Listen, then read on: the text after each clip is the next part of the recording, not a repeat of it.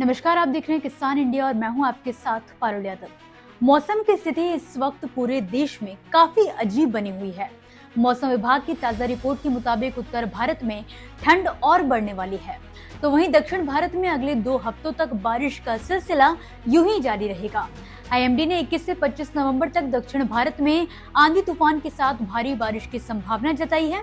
ऐसे में चलिए देश के जाने माने weather expert doctor SN Pandey ji से जानते हैं मौसम का ताजा अपडेट। इस समय देश में हवाओं के चक्रवाती क्षेत्र बने हुए हैं जो साइक्लोन हैं।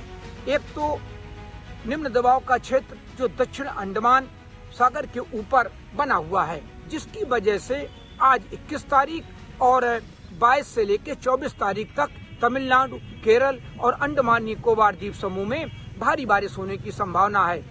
इसके अलावा जो पूरा हमारा देश है वो ज्यादातर शुष्क है और यहाँ पर तापमान कहीं कहीं पर तापमान 2 से 5 डिग्री औसत से कम है और कहीं कहीं पर ये तापमान 2 से 4 डिग्री तक कम है।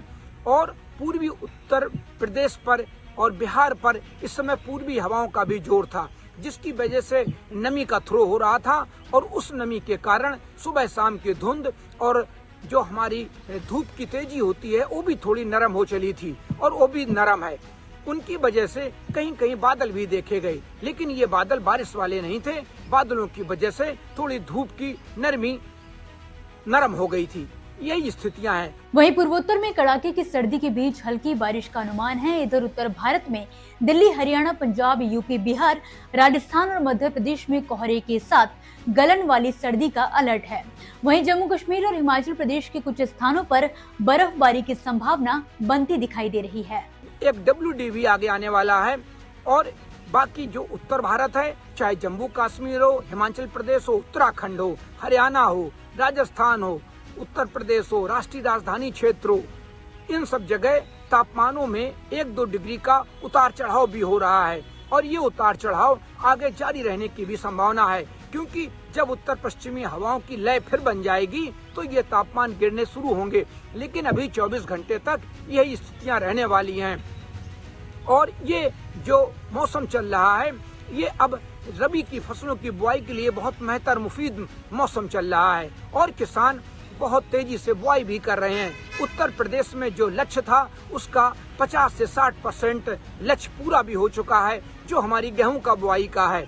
लेकिन आगे आने वाले दिनों में भी अभी मौसम इसी तरह रहने वाला है, तो किसान अपने क्षेत्र में जो किस्में उनके लिए उपयुक्त हैं उनकी बुआई भी कर रहे हैं और लगातार फोन पर वो पूछ भी रहे हैं कि हमको ये किस्म कहाँ मिलेगी, हम अपने क्षेत्र में कौन सा बीज बोएं, हमारे यहाँ पानी कमी है इसके लिए कौन सा बीज बोएं, और किसान जागरूक भी हो रहे हैं। लेकिन इसी के साथ हमारी राष्ट्रीय राजधानी क्षेत्र और उत्तर प्रदेश के कई जिले, वहाँ पर प्रदूषण की भी बहुत भारी समस्या है। वहाँ प्रदूषण एकदम बहुत भयंकर स्थिति में पहुंच गया है, जो हमारे मानव शरीर को बहुत प्रतिकूल प्रभाव डालता है, क्योंकि इसमें जो 2.5 के कण होते हैं ये हमारे सांसों के जरिए फेफड़े होते हुए और पूरे ब्लड में सर्कुलेट हो जाते हैं, जिससे कि हमारे जितने भी शरीर के ऑर्गन्स होते हैं उनमें कई तरह की दिक्कतें आने की समस्या बनी रहती है। तो ऐसे में जो हमारे बच्चे हों, बुजुर्ग हों और बीमार लोग हों, वो बाहर निकलने में थोड़ा परहेज करें और बाहर निकलें तो बाकायदे मास्क लगा के निकलें और शाम और सुबह वो इसमें परहेज करें।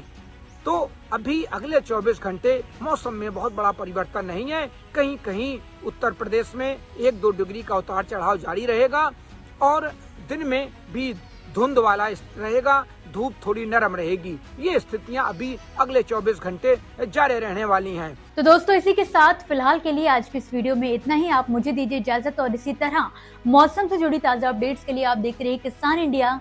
धन्यवाद। मुझे बरसात की झीनी झीनी फुहारें मिले ना मिले, हमें पावस की उमस चाहिए। जी हाँ, मैं किसान हूं, क्रांति बीज बोना चाहता हूं। मुझसे अभी सावन, भादों, क्वार, कार्तिक या फागुन की बातें मत करो। मैं आषाढ़ की पहली बारिश में भीगकर ठहरी हवा में उमस से आकुल व्याकुल होना चाहता हूं।